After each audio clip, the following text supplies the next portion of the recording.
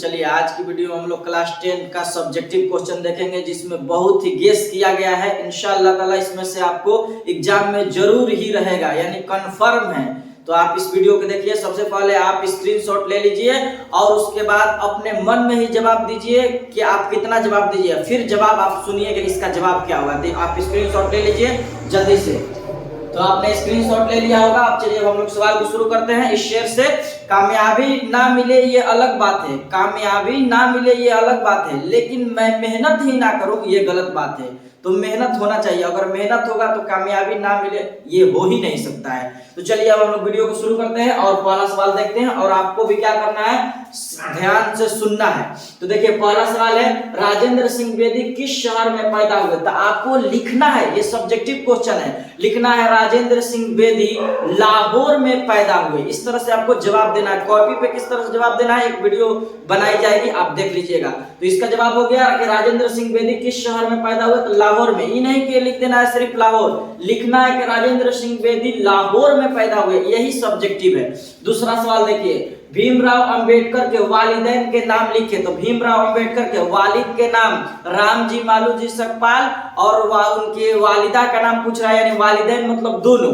तो भीमबाई, यानी वालिद रामजी मालूजी सकपाल, वालिदा भीमबाई, दोनों याद रहे। चलिए अगला सवाल देखते हैं हम लोग।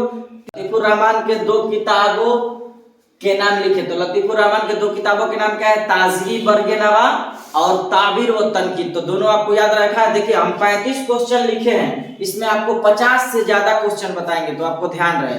उसके बाद देखिए अगला सवाल, निगार अजम के सफरनामा का नाम क्या है? तो निगार अजम का सफरनामा का नाम है गर्देवारगी। निगार अजम क्या लिखे हैं? तो अफसाना।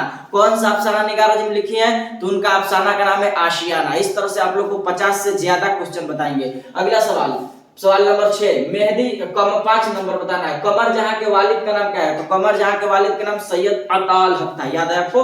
अगला 6 नंबर, मेहदी अफादी कब और कहां पैदा हुए? तो मेहदी अफादी की पैदाइश आपको याद है कि 1828 ईस्वी गोरखपुर में हुआ। मेहदी अफादी की पैदाइश 1828 ईस्वी में गोरखपुर में, आपको याद रखना है। सवाल नंबर 7 को देखते हैं, गालिब की सन पैदाइश क्या है? तो गालिब की सन पैदाइश क्या है?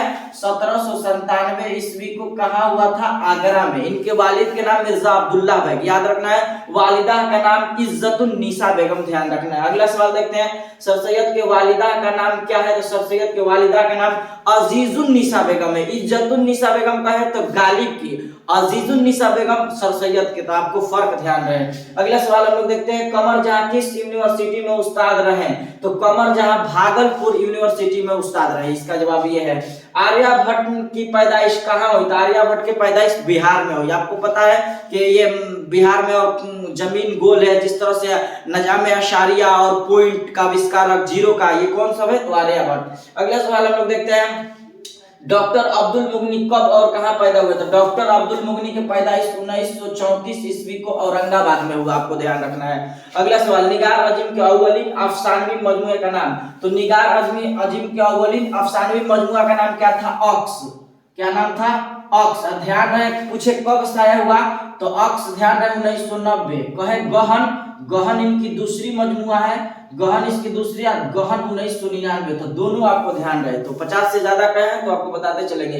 अगला सवाल देखते हैं हम लोग, हसन नईम का इंतकाल कब और कहां हुआ? तो हसन नईम का इंतकाल आपको ध्यान रहे 1991 ईस्वी को मुंबई में हुआ। राजेंद्र सिंह बेदी का भी इंतकाल मुंबई में हुआ, ये भी ध्यान रखना है। आगे हम लोग देखते हैं, अहमद फराज किस यूनिवर्सिटी में लेक्चरर है? तो अहमद फराज जो है पेशावर यूनिवर्सिटी में लेक्चरर है। इसका जवाब ये है। अगला सवाल 15, गजल के आखिरी शेर को क्या कहते हैं? गजल के आखिरी शेर को मक्ता कहते हैं, गजल के पहले शेर को मतला कहते हैं, ध्यान रहे आपको। अगला सवाल 16 नंबर, गालिब की परवरिश किसके जेर साए में हुई? तो गालिब की परवरिश पहले माँ करती है, लेकिन आपको जवाब देना है चचा नसरुल्लाह बेग के जेर साए में हुआ, ध्यान रहे आपको। अगला सवाल हम लोग अब इधर से देखते हैं। देखिए सवाल नंबर 17 हो गया, लेकिन कई बता दिया, आपको ध्यान होगा। जफर गोरखपुरी की पैदाइश किस रियासत में हुई? किस रियासत, यानी किस राज्य में? आपको पता है रियासत मतलब ये होता है किस रियासत? तो उत्तर प्रदेश में हुआ, आपको ध्यान रखना है। परवीन शाकिर की पैदाइश कहाँ हुई? तो परवीन शाकिर की पैदाइश पाकिस्तान में हुआ, आपको ध्यान रखना है। शबनम कमाली का असल नाम क्या है? तो शबनम कमाली पैदाइश कब हुआ? 1938 ईस्वी सीतामढ़ी में। कब पैदा हुई? क्या कह रहा है? असल नाम पूछ रहा है, तो असल नाम मुस्तफा रजा है, आपको ध्यान रहे। अगला सवाल हम लोग देखते हैं, डॉक्टर मोहम्मद मोहसिन की तारीख पैदाइश। तो डॉक्टर मोहम्मद मोहसिन की तारीख पैदाइश आपको ध्यान रहे 1910 ईस्वी में हुआ।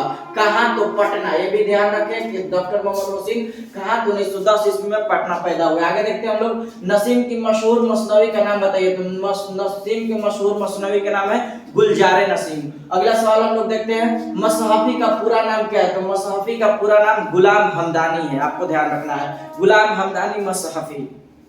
अगला सवाल देखते हैं हम लोग 23 नंबर, मुबारक अजीमाबादी के वालिद का नाम क्या था? तो मुबारक अजीमाबादी के वालिद का नाम इंपॉर्टेंट क्वेश्चन है, फिदा हुसैन वामिद था, आपको ध्यान रखना है। अगला सवाल देखते हैं हम लोग, बीए करने के लिए भीमराव ने किस कॉलेज में दाखिला लिया? तो बीए करने के लिए भीमराव अंबेडकर ने एलिफिंस्टन कॉलेज में दाखिला लिया, जो मुंबई में है, ध्यान रहे। आगे हम लोग देखते हैं, आर्यभट्ट ने किस साइंसदान की रहनुमाई की? तो आर्यभट्ट आप जान ही रहे हैं कि मैथ, तो पाइथागोरस याद ही रहेगा आप लोगों को। आगे देखते हैं, आगा हस्र के किसी एक ड्रामा का नाम लिखिए। तो आगा हस्र के किसी एक ड्रामा का नाम आप ध्यान रखिए, रुस्तम और सोहराब, सफेद खून, 2 ड्रामा बता दिए, याद रख लीजिए आप। अगला सवाल देखते हैं हम लोग, डॉक्टर अब्दुल मुगनी के 2 किताबों के नाम लिखिए। तो डॉक्टर अब्दुल मुगनी के 2 किताबों के नाम आप लिखिए।